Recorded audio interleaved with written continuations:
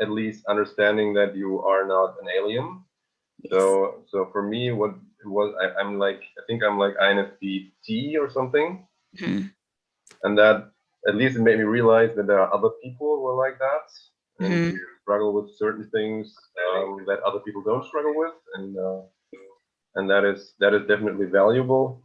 But I'm not quite sure how to translate this into my life really, Gotcha. because Makes sense. I've been quite independent considering financial stuff Mm-hmm. because of factors in my family. Mm-hmm. So I have had this, creative free life, and I didn't particularly like it that much because it was completely aimless. So yeah, so I need to find my own way, I guess. Yeah, interesting. Because I think um, it's interesting how we make conclusions whether something is directive enough or it's aimless or it's, I'm just exploring right now, right? The terminologies we can use. And it's always something I always try to think like, what am I comparing it to, right? Especially when I feel like the creative types, we tend to have lots of projects. It can feel almost like, well, who am I comparing myself to say this is normal, right? Or this is standard. But being in the minority in terms of like personality types or disposition does lend itself to making you feel like, I feel like I'm an alien a little bit, right? Because it's almost like I wish I was more mainstream, right? I wish I acted more like other people so I can get maybe similar results to other people, or I can make decision faster, or I can get to the end of whatever pursuit we have, right? So those are very valid aspirations. So the whole point I really wanted to kind of get together end of 2021 celebration is because I realized, you know what, sometimes what happens, and I used to be really guilty of this, is that it gets to the end of the year and you've been doing a whole lot of different things through the year, and you don't even take a pause to just reflect and appreciate what worked, what didn't work, to know strategically what you can work on the following year. It just feels like years just blend into each other and you just feel like Oh yeah. endless pursuit of something. So I've been trying to be more intentional, especially about not necessarily results focused, like assessing for results, but assessing for progress. So did I do the things I wanted to do, regardless of what the outcomes were? And that's always been a real big challenge for me. And I've been really intentional this year about not allowing that to be a barrier. And so that's the reason I really wanted to do this get together and encourage other people to hopefully also do that practice within their own lives as we're closing the 2021. And so I thought that would be a really good practice. And whoever ends up joining through Zoom, which we're on, or they end up joining on YouTube, whichever way they can participate in whichever way that makes sense for them. So what I thought we could start with, if anybody's watching on YouTube and you're like, where's the party?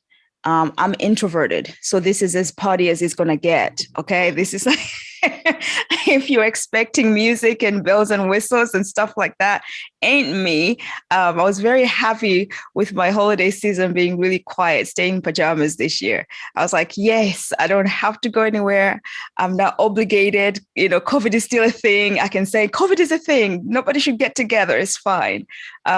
So not my excuse, but my preference, I should say. I kind of enjoy having just time to myself, which I have felt a little bit short on this year because I was intentionally working through lots of projects really rapidly because I just wanted to get certain data points to make decisions.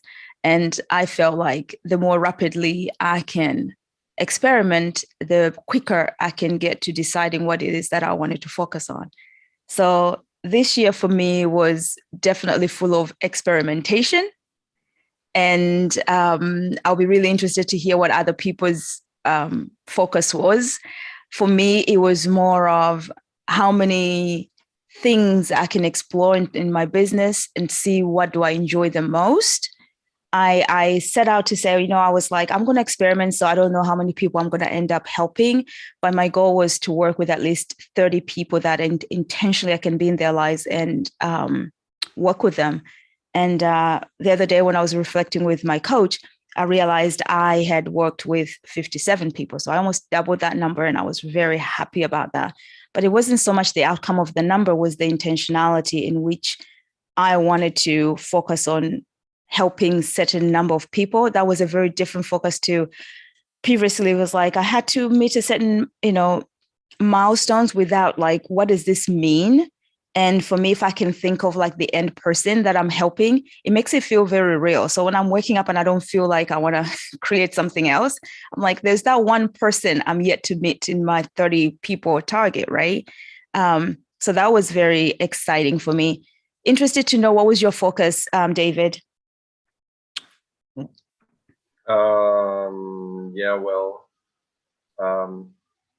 The thing is, like, for me, I think I definitely need a certain like people around me who can provide this basically the earth where I can like grow out of. It's kind of very philosophical, but what it is basically like, if I'm just on my own, it's very hard for me to get projects to get something done. Basically, like I need at least a little bit around me that pushes me, or at least like gives me the opportunity to do this. Because if I'm like have to self-market, if I have to go to people, you want me to do some stuff for you. You want me to? I'm amazing. You really need, you need me. I hate this to death.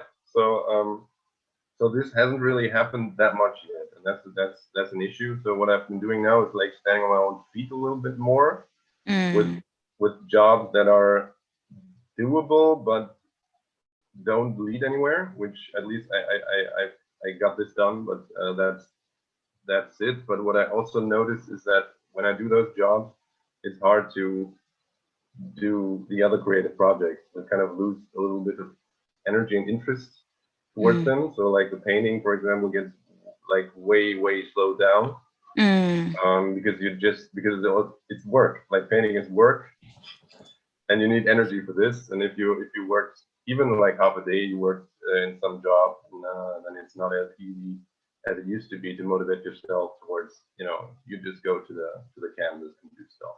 Yeah, that makes a lot of sense. What's your day job? What do you work on the side? I have two things, basically food delivery, and also I do some minor design stuff for some. I'm from Germany, so for some transportation administrational thing in Germany. It's about trains and buses and stuff like that.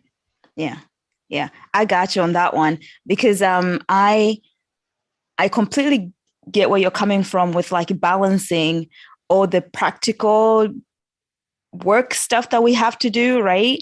And then the creative stuff that actually makes us brilliant.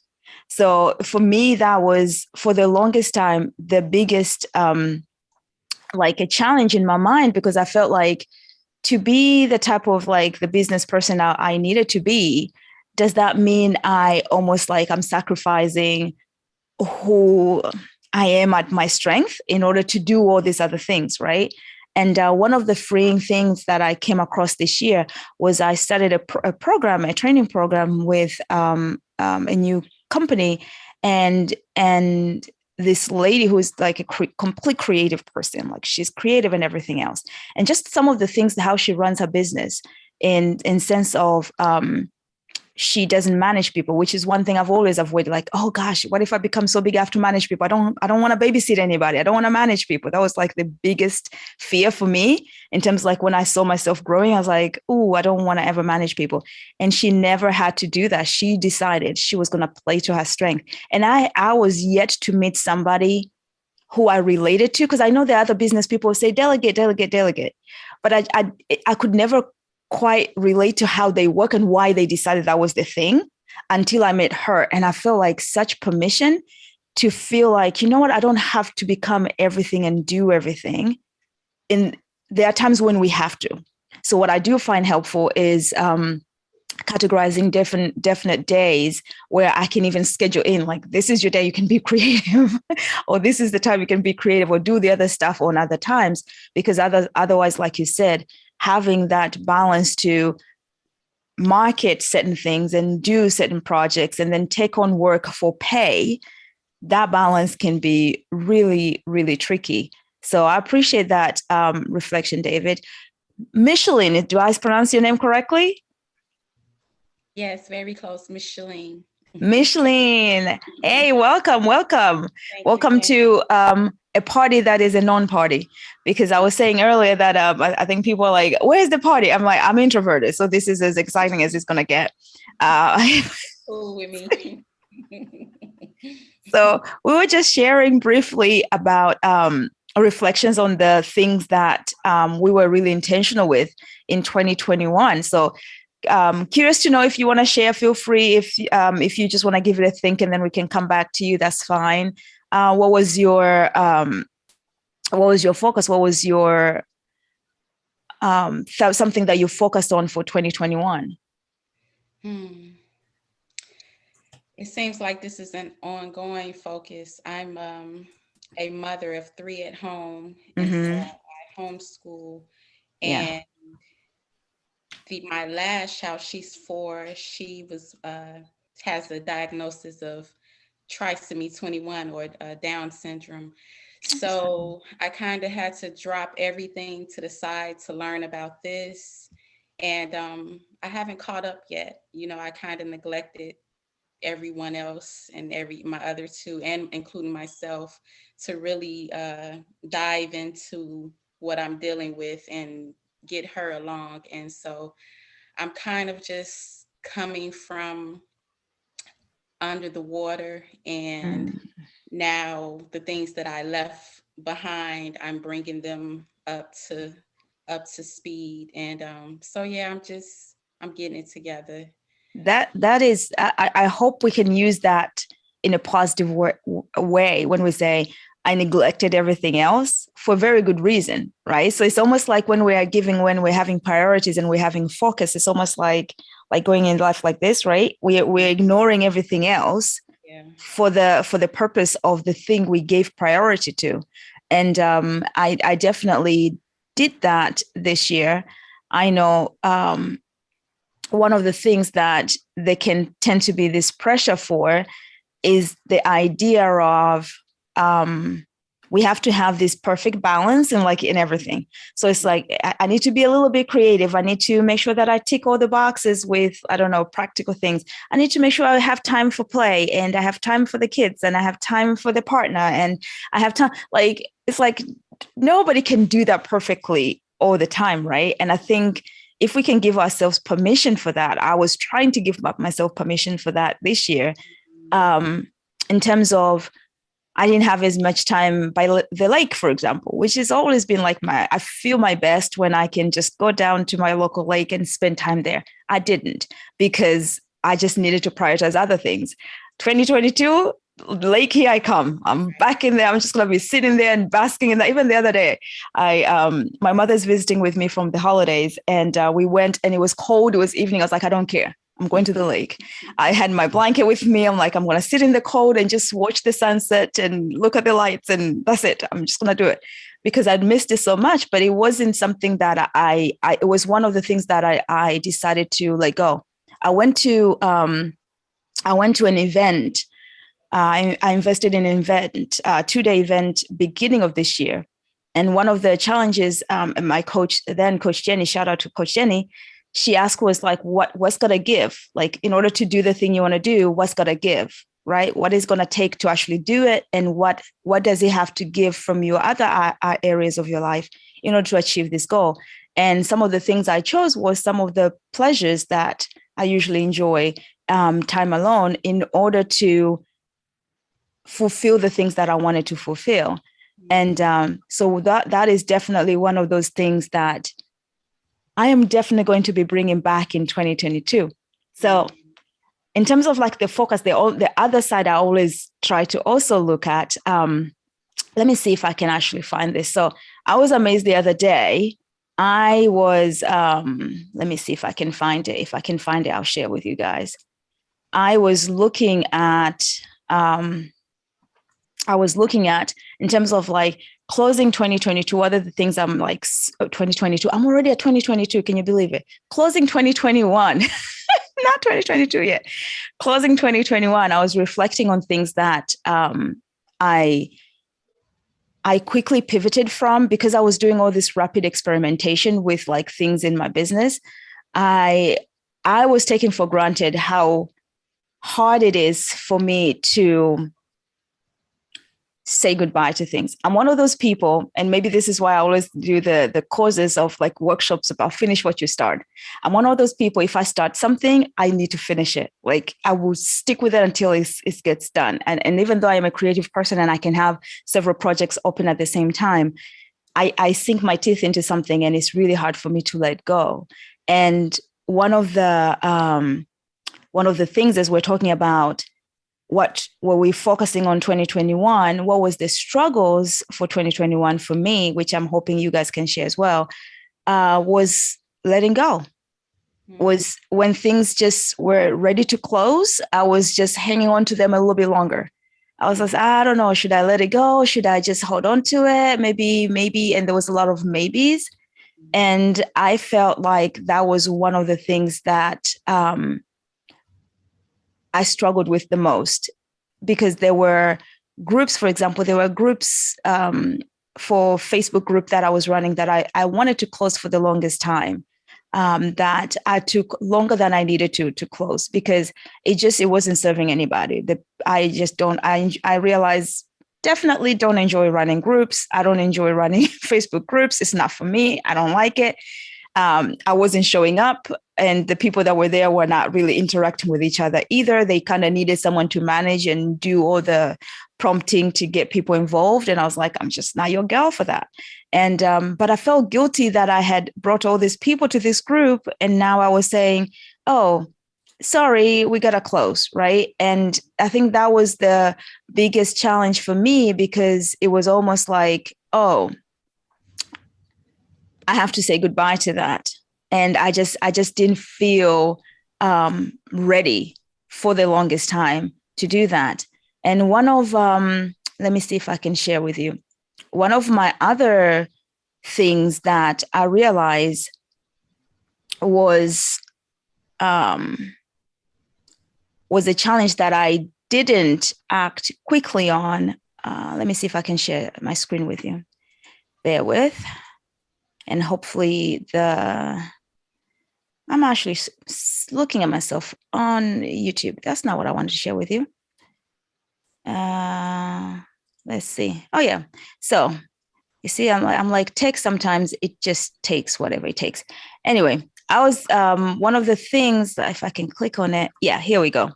One of the things I realized when I was doing, I don't know if you are familiar with the program I've been running, the Baobab Experience, was I created these beautiful models of like the process creative people go through when they're developing an idea. And one of the things I realized when we're growing into living the life that we really want, we go through these phases. And let me see if I can find the model. When we have amazing ideas, the place that I realize most of us get stuck on is when we get to the sharing aspect. I don't know, David, I think you're talking a little bit of that balance, right? We can have amazing ideas that we get inspiration with, but once it comes to marketing it and putting out there, this is the bottleneck.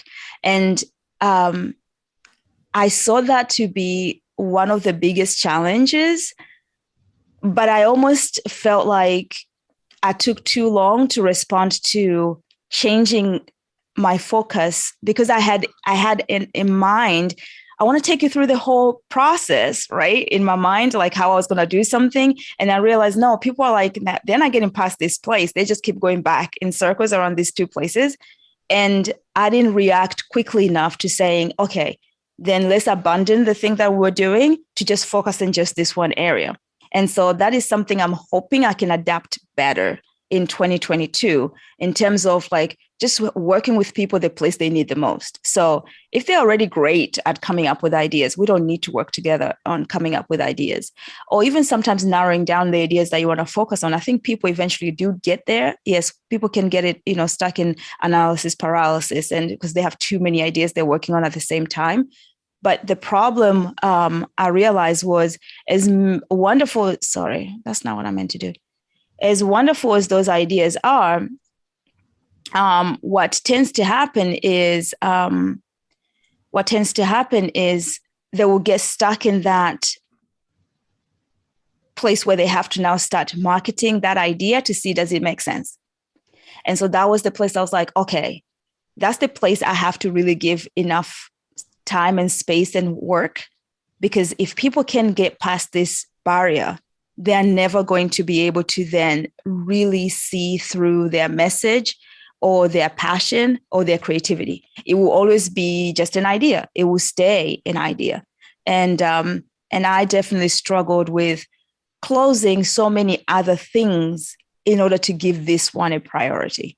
I was like, but what, there are all these other people. I'm already doing stuff with them. I shouldn't really, I almost felt like I was abandoning people. So curious to see what other things you would look back on and say, you know what, I can do better with that. Looking back in 2021. What about you guys? Yeah, well, like what I definitely realized is that I'm definitely stuck in this fear zone, because it's always like that you showed. I think that I used to have a lot of ideas. At the moment, it's quite kind of quiet, but I used to have, but I didn't really get into the execution part because of the stuff you mentioned, but also because I was kind of scared that when you go to the marketing stage, that in the end, that is what you would be doing for like 85% or 90% of the time, which I will not love. I will never love this. I will never, ever get into this. This will always be a chore, like really bad for me to do, and would like crush me. So I just don't want to do it. Like, but I have to. If I'm on my own, and I want to sell, or I don't know, do something, I have to give it like shout out to people. Yes. So I need partners for this, because I'm not good at this. I can't do it. Yes. That is, I love that what you said, Dave. You said, I need partners, because I think when we realize, this is the thing, not only do I not enjoy it, it sucks the energy out of me. Like, seriously, I just don't want to do this. Like, every fiber of our body say, I don't want to do this.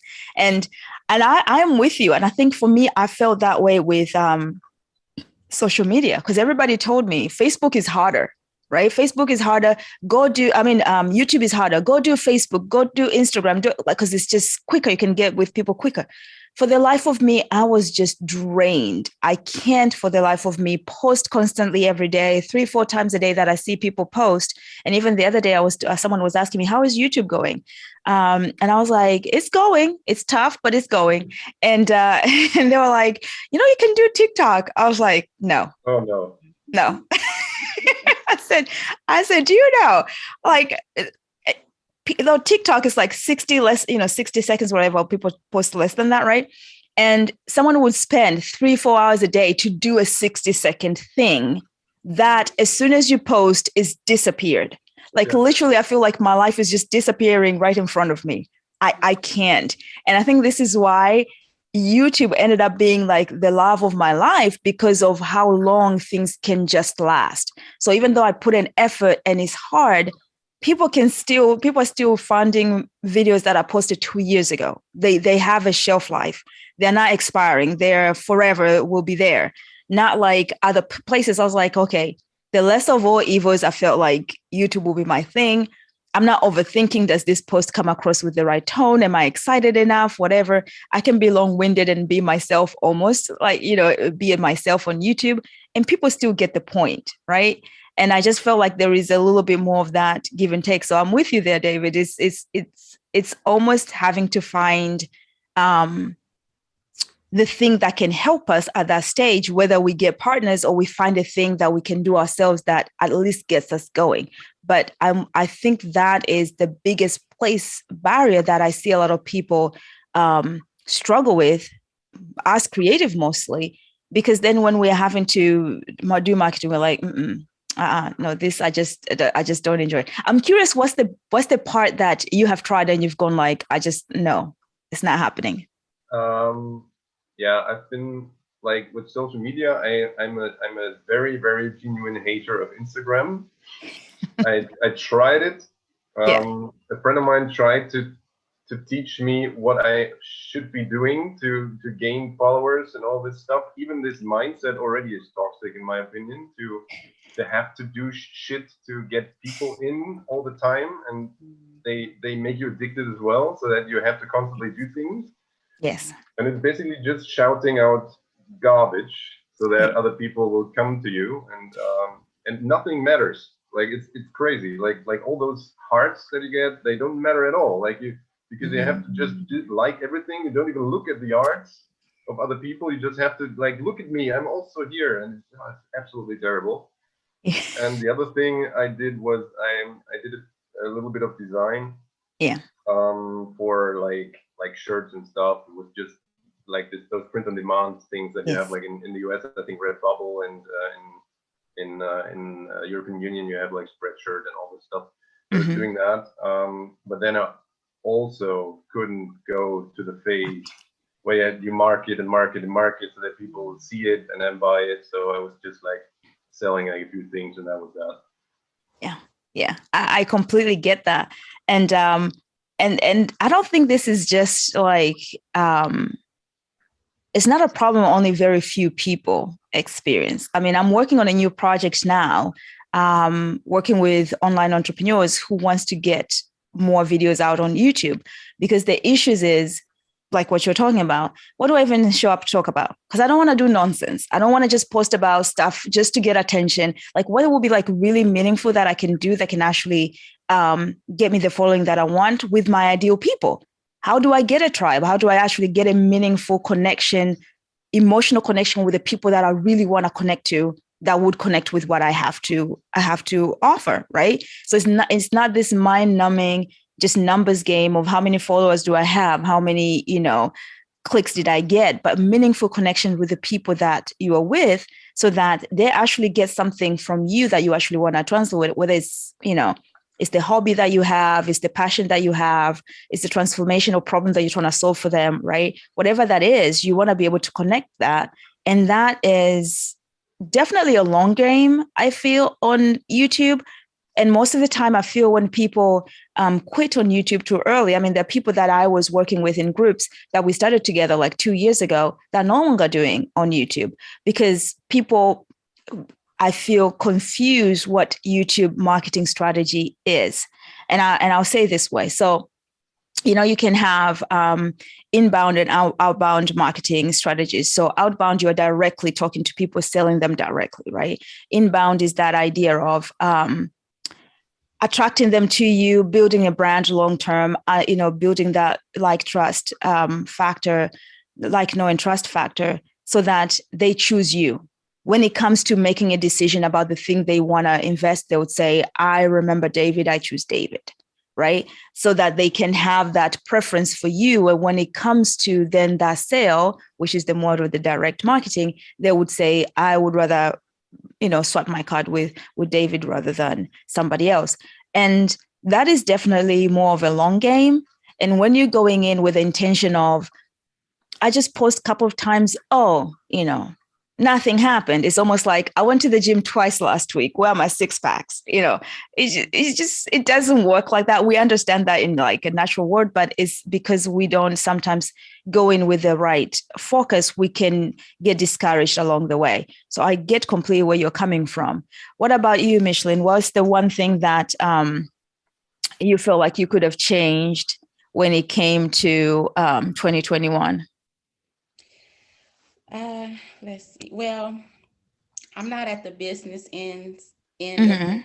Yeah. The hardest thing I had to let go of this year was an 11-year relationship. So that was my biggest challenge. Yeah. But what I did do this year, I invested in a lot of things. I invested in a Shopify course, Yes. design, coding classes, web design, and I just have a stockpile of things. And I even said to myself the other day, I need to take the time to look at everything I invested in, because there's some things I actually forgot, you know. And so over the years, I've considered YouTube, and it was especially because being a creative, and with my little one, there were things that I learned that were not taught to me about, like she had a nose tube, and anyway, I found creative ways to administer to her. Oh, is it my audio that cut off or yours? I can't hear it either. Okay. Michelin, I think your audio cut off. We can't hear you. We can't hear you. Yeah, I'm just. Oh, got you. You're back now. Your audio just momentarily cut off for some reason. Okay. You're back now. We can hear you now. Okay. So yeah, so I've had these ideas, and they've remained ideas over the years.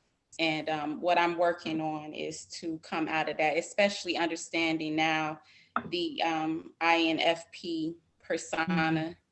And so knowledge is brings wisdom. And so I'm really working to grow past that part of my personality. Yeah, I think that's a really good point. I think I did a video. Oh gosh, I can't remember the title of it, but a long time ago, I did a video about INFP. The things that one of the things we need to watch out for is that we can be the ever learning, never implementing type, right? We are always accumulating knowledge, and it never feels enough to go like, let me just do it now. Like I know enough to do it.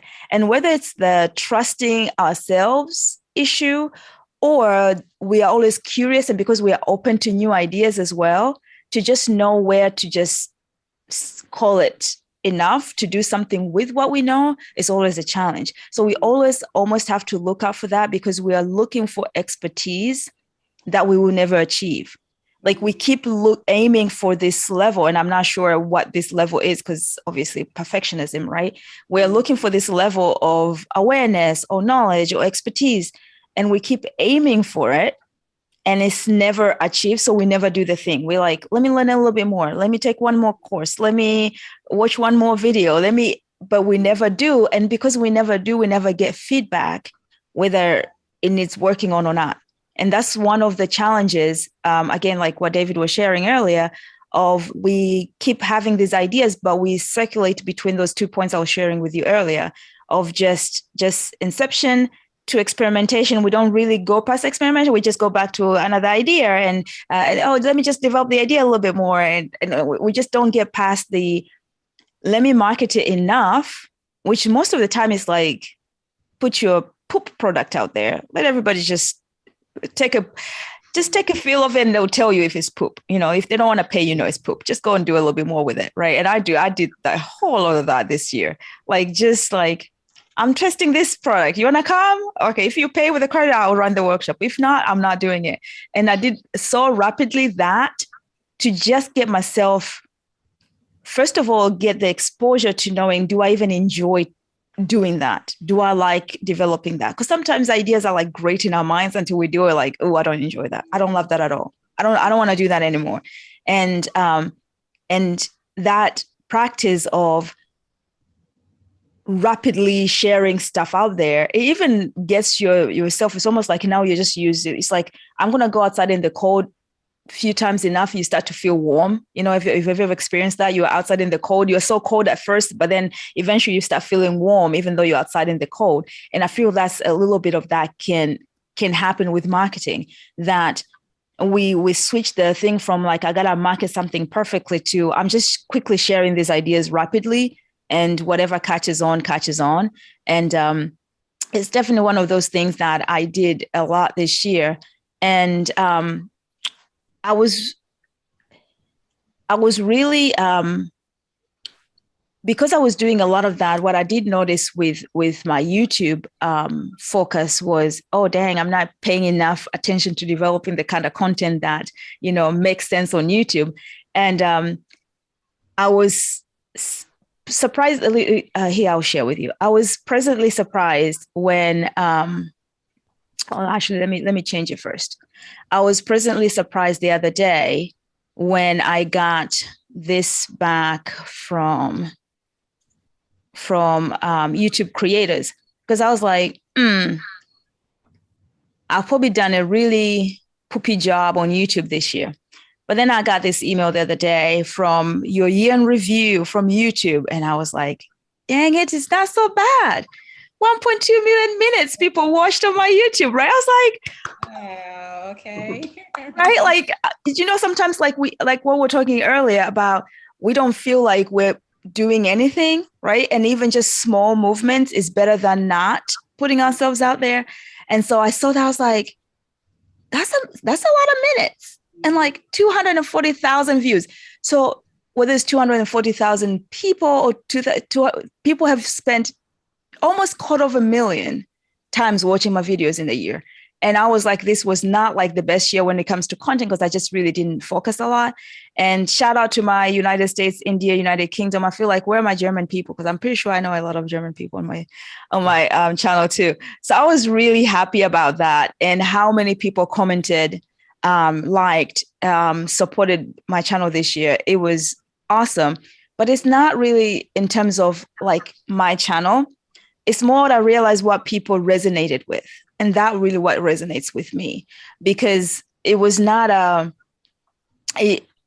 good strategy, if you like, sharing so much about your personal struggles. And I did that with my channel, because it's almost like people say, well, you want to come across as like professional and credible. And here I was coming like, I'm an INFP and I can't stand this, and I'm struggling with this and this, right? And people feel you want to come across as you know it, or you are credible in that sense of like being a professional. And I'm like, but I'm just a person. I know a lot. I can help people with a lot, but I'm also a person who has these struggles and have these challenges and facing these amazing, great things in life. But the duality, I really wanted to celebrate the duality of life. It's not always just one-sided. And I think when we fail to show that, people don't feel the permission to do that within themselves. And I think one of the things I really celebrate, and I really celebrate with you all, if you're watching this on YouTube, is that you identified that with me. And that's what I think is saying something about you as well. Because if you are celebrating that with me, it means you are celebrating that within yourself, that you are okay celebrating the duality of your life, that you can show up as being yourself and embracing that publicly, which I think most of the time we don't do enough of. And I want to double down on that even more in 2022. So what are your thoughts about you guys showing up authentically in whatever areas of your life? Yeah, that's the thing that I have to work on. Because I've been, like, my whole life, I have been trying to adapt to be liked. And I'm still, like, I now I get it a little better, but it's still kind of hard to notice your lines and defending them, I guess. Yeah. Without being totally isolated, because your lines might be very low, like your bars might be very low, so it might be irritating to a lot of people. If now what is his problem now again, what is it now, and Yes. and I tend to be like to not leave the situation and just endure it for longer, just because to show my good intentions, I guess, or whatever. Yeah. But you should be more like, you should be able to be yourself and still be accepted. Yes. And I think that is something that's very hard to get into your head. But you should be working on that, because that's less stressful. Yeah. To feel safe to do that. I think we almost have to create that safety, because I think if we've grown up different and as INFPs, creative people, whatever personality type you may be, is you bring that into your work, you bring that into your relationships, right? You bring that reservation of like, will they accept me? Because your experiences in the past has perhaps told you that that doesn't automatically happen. You are too high maintenance, you're thinking too much, you are always overanalyzing, whatever it is that people called you. I mean, for me, it was you're too much, because either I was, oh, the painting, like I can focus behind me, like, oh, the painting is off by like 2 centimeters. That need to be straight. I can't help it. I walk in the room, I see those things. It's not like I'm not looking for it. It's just how I am, right? Other people can have little things and like, why are you nitpicking, right? So I had to embrace when people say you are high maintenance. It became something I had to work on that to become really positive, because otherwise I wanted to seem, no, but I'm really easygoing. So like what you're talking about, David, I would lower my thing to be like, no, I'm actually really easygoing.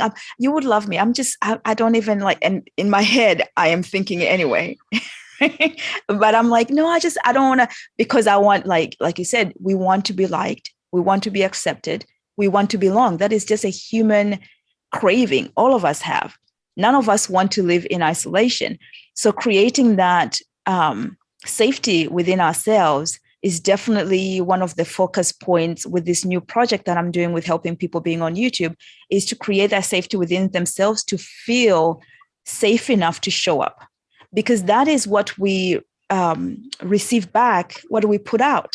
So if we're putting a personality that, or a persona that we know isn't ourselves, and then people rave and get excited about that person, we are like over here, like, they will never accept us because that's a fake me. And they like that one. So if I show up me, they will really, so you feel even more isolated, even though you have a lot of close people who seem to accept you, because you yourself did not show up fully. So now you're questioning in your mind, if I start showing up a little bit about myself, I bet they will drop me quick.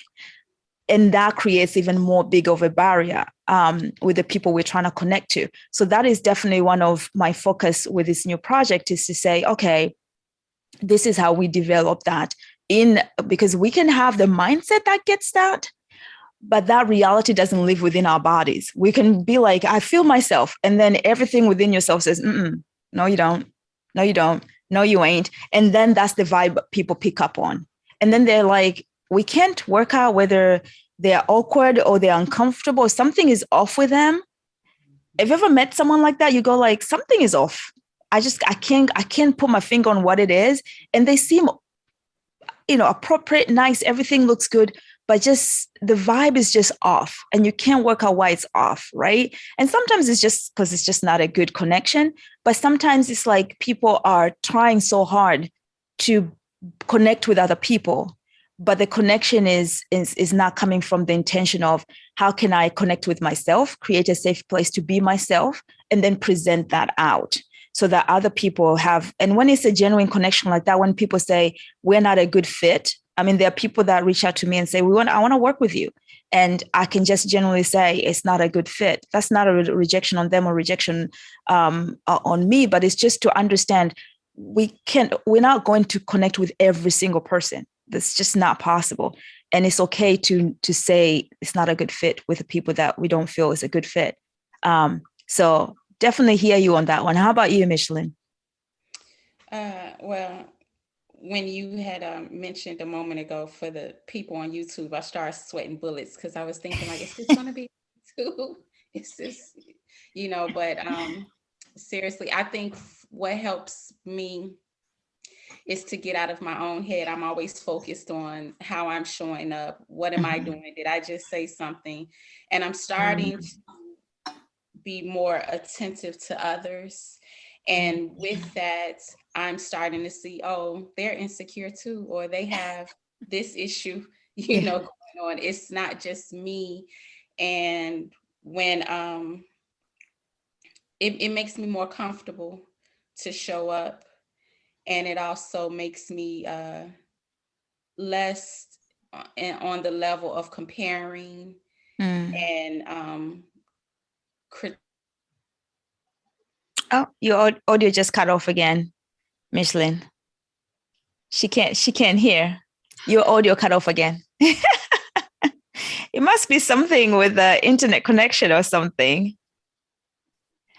No. That Okay, there we go. yeah, here we go.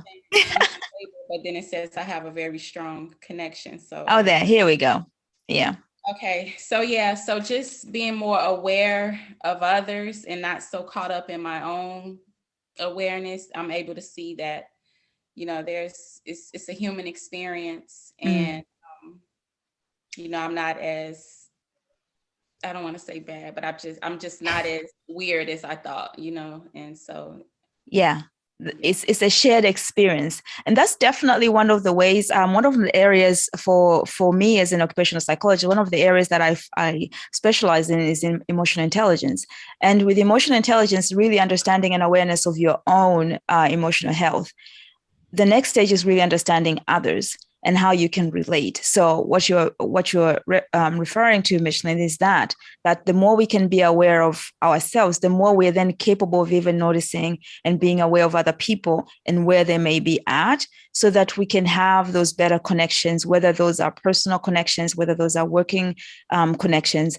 We can know how to best connect with other people. Are we going to be perfect? No. That's just never going to be an achievable thing, but we can definitely aim for having a way of being within ourselves that makes us feel safe to be ourselves enough to connect with people in a much deeper level. And that is definitely something I've been really intentional on. And I didn't even know it was going to make such a big impact in other people's lives. I was really just I thought I was always going to talk to myself on YouTube. Honestly, I just thought I'm just going to create this as an outlet for me to be creative, and just a way of almost documenting my thought process, right? Like, it has to be some way of just sharing it out. And I thought, nobody's going to watch this. That's okay. So you watch me, like my earlier videos, I'm just chit-chatting and thinking, oh, I don't know, I'm thinking today. And it was just like one of those videos. And, but coming to share that was the most scary part, because like you, David, what you were sharing earlier is I did not realize up to that point that all my business models were business models that allowed me to hide, that I didn't, even if I had to market, I could market just the product. I never had to talk about myself or who I am in order to do the thing. Like, it was always product focused. I did Etsy, product focused. You never have to see my face other than just my logo, and I can create pretty logos. You never have to see. You can just see my creativity. And then I did Amazon, right? And even when I did one-to-one work with people, with my psychology work, that was more referrals. It was never anything that I had to say, why do I care about this? Why is this important to me? Where is this coming from? I never had to share a personal story in order to do the thing I was doing before. Maybe that's why it wasn't as successful. Who knows? But I'm just saying, because sometimes people connect with people, right? It's never just a thing people buy. They buy from people. And it took me a really long time to even realize that. I think even just earlier this year, I realized, oh, wow, that's why I was choosing all those models. It took a while for me to come to myself, to feel safe enough to show up. And that is nothing to do with how successful you can be. You can still have these challenges. It's so weird to me, because I am now in this new project working with people who are doing very well in their businesses, but somehow Facebook is still a challenge. YouTube is still a challenge. And that challenge is, how do I show up uniquely me, and like what David was saying, and still be liked? And still connect with people, right? That is the challenge, that I don't care how well advanced you've become, that will always be a question that we feel, am I safe enough at this level? And then we grow at a certain level, like, is it still safe enough to do that? Or do I have to still show up performatively? Most of the time it's like, how can I perform well enough for people to like that about me? How can I create well enough for people to like that about me? And if I take the creativity or the performance away, and it's just me, do I still matter? And that acceptance starts with ourselves, and then definitely translates to the people that we want to connect to, because those are the things that are meaningful and worth us waking up to do, right? So I'm curious, what are your things that you're hoping to focus on in 2022? Because I'm like, realize we're coming to the top of the hour and I'm like, wow, we've been chit-chatting. Time has gone so quick. So curious to know, what is your focus for 20? And once you guys have shared, I will share. And if you're in the YouTube chat, go ahead and share that too. And I'll share mine in closing. So you guys go ahead. What's your focus for 2022? That's a dreaded question. I don't really know yet. We'll see.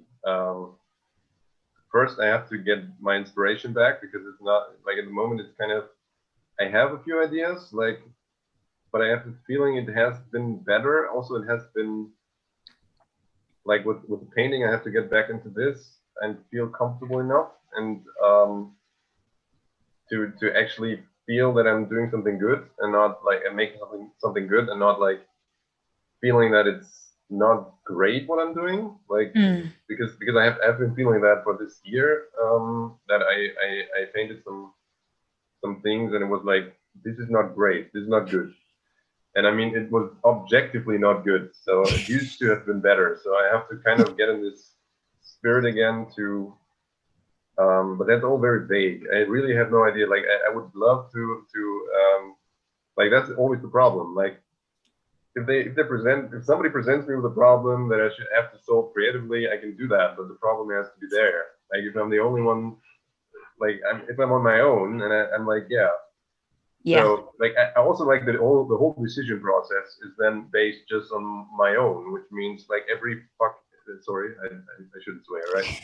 Every damn detail, like, you can just despair about that. Like it's like, oh, how do I do this and this and this? And you don't have anybody to talk about this, so you just kind of don't go over that obstacle. So yeah, so it's a big issue to maybe find people to work together with that leave me enough space to still do my own thing, but kind of organized a little bit around it, so that I'm able to do what I want to do. Sounds great. It almost sounded like you had a thing, because you're like, I don't know if I have a thing, but it sounds like there's a burning with, I don't feel the right inspiration. I feel like I've lost that spark with it. I've lost that connection with it. I need to reconnect with it back. But you're realizing, once you've connected with it back, scaling that forward requires you to connect to other people. So that sounds really awesome and really intentional, because you will know whether you've hit that or not. Like, have I connected with people? You know, that's something you can measure, right? You can see, have I actually done that thing? Because the thing what you said about, I think it's similar with me. Like, I with all the stuff that I did was mostly me, or like remote work, or like me being like just me on my own.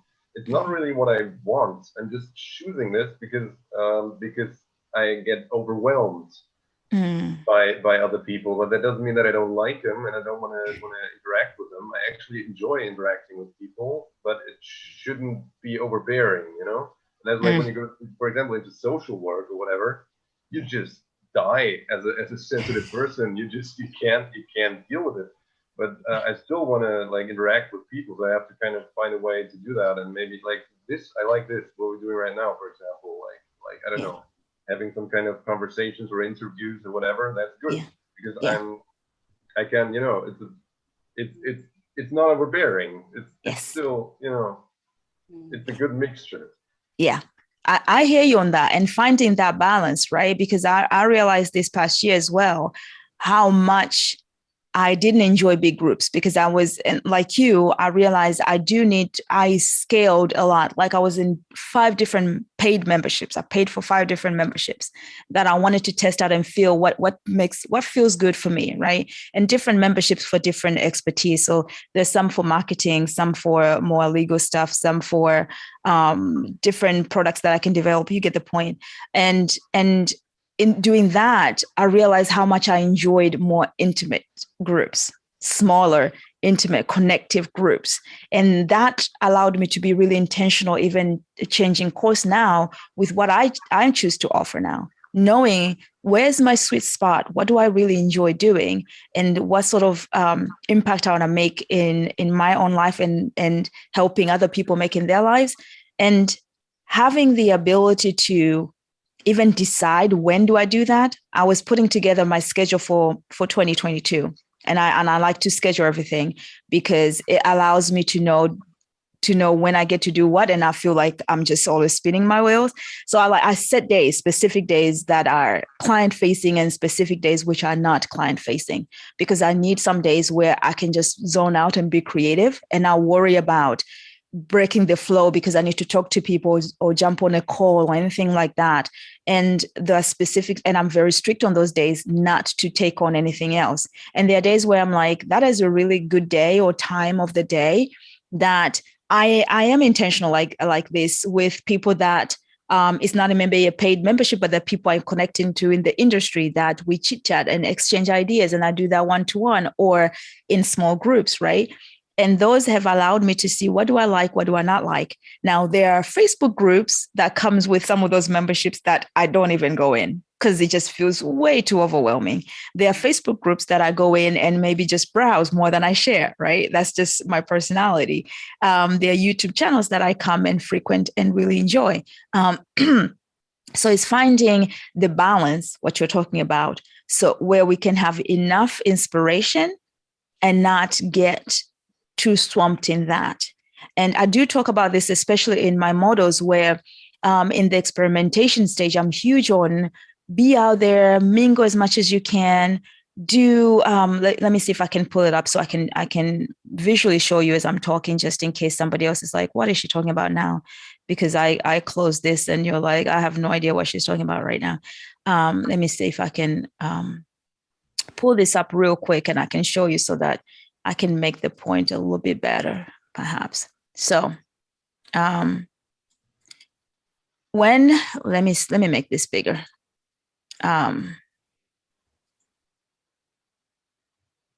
Okay, when you're in the execution stage, when we're talking about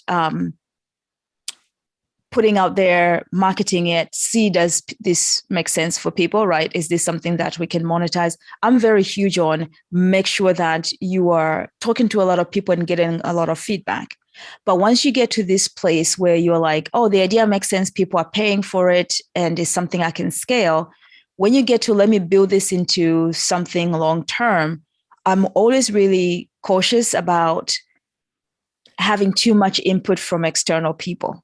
Because at this point, you can almost dilute your own creativity with what other people think is how things should work. So get the inspiration, get ideas, and then introspect, go inward to figure out, is this my own? Is this how I really want to run this? Is this how I want to show up? And monetize based on that. Because otherwise we end up just like someone says, no, that's not how you run that. This is how a business is run. This is how this idea is run. And the advice is a good advice. I was listening to an audiobook the other day by Will Smith. He has a new book called Will. I was listening to his audiobooks and he was talking about the struggle he was having with his mom when he decided, he was talking to her about not wanting to go to college, because I want to do music.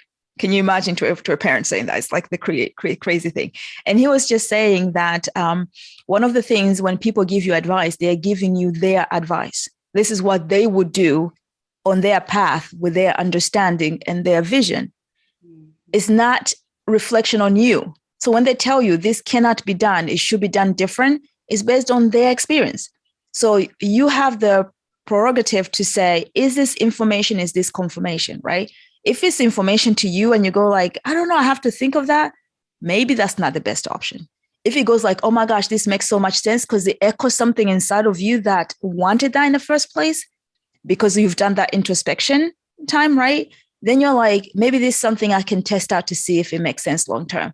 So I'm always really like cautious to say to people, yeah, just keep getting advice in. There has to come a time where you cut off the influx of like advice and people speaking into how things should be done to you just trusting yourself, because there's never been a you in the way you're doing things so nobody can really truly tell you this is how I'm actually posting a video this week about that's one of the disappointing things you're going to find in life is that nobody can tell you a how. I mean, we all like it. I've bought things because somebody told me if I do these 4 steps in 2 weeks, I will get this exact result.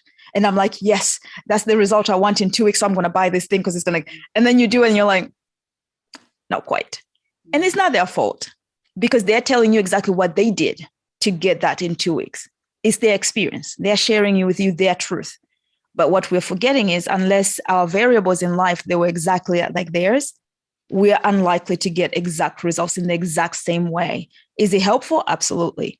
Otherwise, I wouldn't do what I do. Otherwise, I would not be trying to, help people like that. But I think there have to be an element of self-reliance and trust within our own way and be willing and brave enough to say, even though everybody's telling me something else, if it doesn't align with me, I'm going to pause that and just test out first my own thing. And if it doesn't achieve that, I can always change it. It's not forever, right? I think what we were talking about earlier, David, is like, you test out, you experiment, and then you realize it's not forever. I can just change that. And I think that is important thing to focus on. And now I've completely lost. Why did we even come to this conversation? Like, how did we even...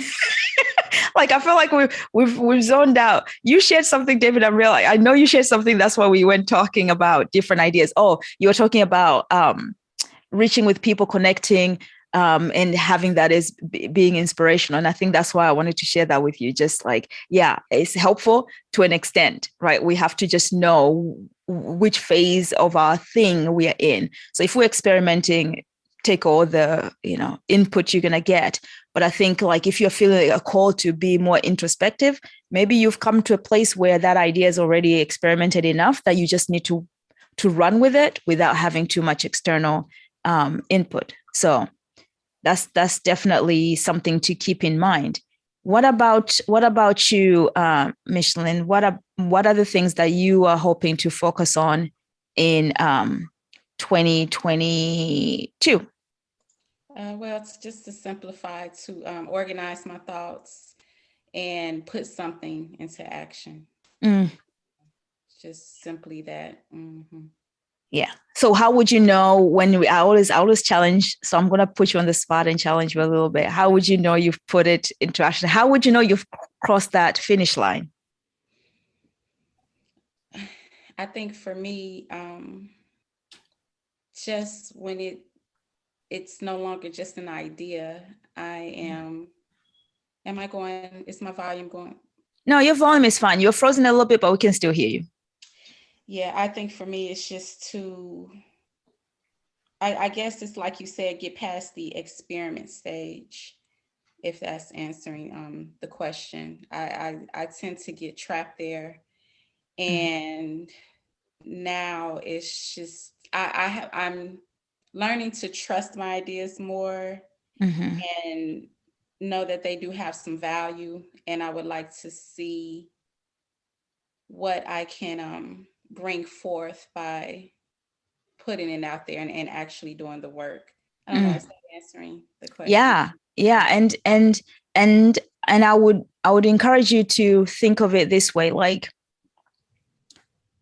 putting out there, what does that look like? Once I've posted one post on Instagram, once I have shared it with my neighbor down the road who has wanted to hear about this, like just work out in your own mind. I'm not saying you have to answer that now. I'm just encouraging to think in your own mind of like, how would I know I have consistently done that throughout the year? Like how would I know I've achieved that so that maybe I can set a new intention? Like, so if your intention is, I just need to make sure I'm implementing this, what does implementing it look like? So let's say I wanted to say, I want to make sure that I am, I'm consistently posting on YouTube. I'm just going to use that because it's a new focus on, for me, what I was talking about earlier. But what does consistently post on YouTube mean? For somebody, it could be daily, right? For somebody else, it could be like, so long as I post one video a month, that's consistent enough, right? So you have to just decide for you what that looks like. So when you have ticked that box, let's say let's use the example of posting once a month. Like every week, oh, today I script a video. tick. That means I've gone closer to that goal this month. This week, maybe every Monday, I do something about YouTube. This week, Monday, I found my keywords and thumbnails and designed my my title. Oh, great, tick. The week after, I've recorded the video. Oh, awesome, tick. The week after, I've edited the video and I've posted it. You know that month you fulfill that goal. And every month, if you keep repeating that, you're like, I feel like now it's become more of a natural thing. Can I set a new intention? So it helps to know. Otherwise, what happens is we'll get to the end of the year and say, I had that intention. I don't know what happened to it. It just never happened. And just knowing specifically what it would look like, it will help you to feel more like, I did that. Whether it meant I talked to that neighbor or like I have to reach out one person every week to do this specific thing with. And that would tell me I am actually living out this intention, right? So like breaking it down, when I talk about this in my group, the Baobab experience, we'll talk about reverse engineering the goal, right? So it's not like this huge thing, but we can break it down to the little things we can do gradually. And as we're doing those little things, we know we are actually doing the thing that we really wanted to do. So that is always something I would suggest. And feel free, if you are on YouTube, just share with me what your focus is on 2021, and I'll definitely share mine.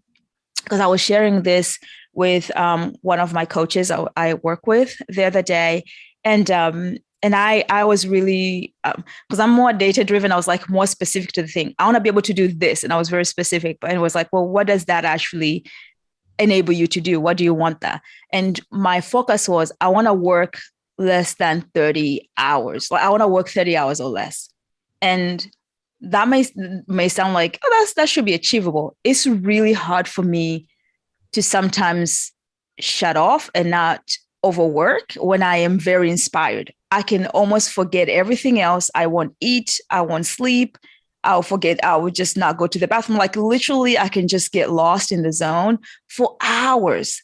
And what has meant in a good season, that's great. And because I've been on an experimentation phase and I was like rapidly experimenting different things, that was great.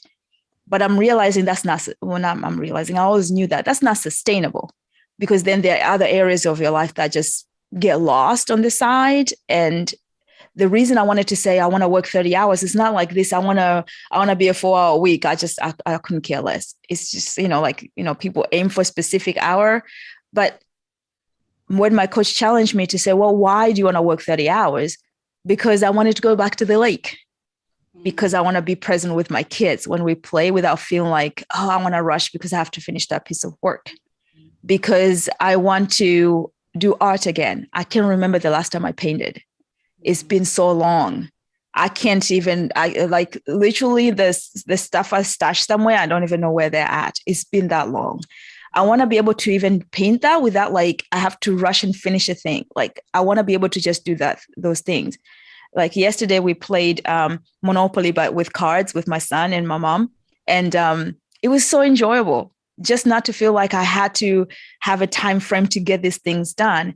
And so I'm trying to contain my work hours so that I can expand other areas of my life. I want to go to the gallery. I want to just walk in this new town and just admire how old and, I don't know, architecture. I love architecture. So I like to go new areas and just discover that. I can remember the last time I did that. This year, we were fortunate enough, my kids and I have a son who is 16 and I have a daughter, she's 6. She's about to turn 7 January 1st. She's a New Year's baby. So January 1st, she's turning 7. And we went on a road trip in over the summer. And it was one thing that I was very intentional about, because I knew how busy this year was going to be for me, that I wanted to carve out a little time. So I want more of that. I want to do things. I mean, even that was a working holiday, because part of it I was still working. So like literally this year, it would be nice to just like, when I cut out, if I intend to cut out something, to contain my work, so that when I'm done with the work, whatever I have achieved is irrelevant. is, did I do the steps that allowed me to get to where I want to get to, and be okay with that? Because I know that there's always a discomfort when I haven't ticked the stuff that I want to tick off the list. I feel this discomfort that I can't fully rest. So my challenge is to learn to rest when it's time to rest, and just work more efficiently the time that I need to work. So not work harder, but work more efficiently. How can I work more efficiently in the shorter time, still achieve the things I wanted to achieve, and still be able to rest? So I am intentionally canceling out a lot of other things. Even just yesterday night, I was going through all my Facebook groups and just taking myself out of groups, taking myself out of different things, just to cut out distractions so that I can be more efficient. And that is definitely the focus for me in 2021. Focus on this new project with trying to get more people being themselves, sharing their unique message and sharing their unique personalities on YouTube, because I think it's really important for more people like myself and other people who feel a little bit unconventional with their message, actually show up and share their message with other people. So that's going to be a really big priority for me in terms of a project for 2022, and just be more efficient so that I can be more present without the guilt. Just be more present without guilt, and just really enjoying life. Fully live in 2022. Whatever 2022 has in store, because God knows what is coming. We thought 2020 was gone, and then we thought 2021 was going to be different, and then here we are. It is what it is, right? So that is definitely the challenge. I really enjoy this. Any last words? Like maybe you could do stuff like this more often on your channel, because you could, like, I think you're like, you talking to other people and having this conversation. It could be like normal people, or people who are like professionals in some way. Yeah, that would actually, I think, add to your channel. So maybe think about that. Yeah. Thank you, David. I was contemplating that. I said, I wonder how can I make this more regular without it being, I don't know, energy suck or time suck, whatever. How can I efficiently do this, and maybe just add it to my calendar? So I'm gonna take that on, because now I feel like you just echoed something I was reflecting on. Right? See, here's not information but confirmation. How can I implement this into the system without it being? But I think the extra thing is having people to chat with. It would require people to take the steps to actually register and come on, and because I can invite them in, and sometimes. That always then adds the thing of, you got to remind people to come. And if people come naturally, I think that's great, because then it doesn't mean that I have to do lots of extra stuff, and it will be really beneficial. But it's definitely something that I was reflecting on just before we had this call. And I appreciate you saying it, because then now I'm thinking, oh yeah, hopefully that will be a thing, that we can have more people and have these conversations. But you don't necessarily have to do it live. You could do it like pre-recorded and then go and post it. That way you wouldn't have the problem with the register. True. Yeah, absolutely. Thank you, David. That's very, very helpful. That echoes exactly what was in my mind too. And let me know if you're watching this on YouTube, if that is something that you would find beneficial, because then we could see where that goes. All right, guys, I appreciate you all. This has been awesome. And thank you for coming and reflecting 2021 with me, and hopefully having some ideas for 2022, so that we can all go into it with an excited and intentional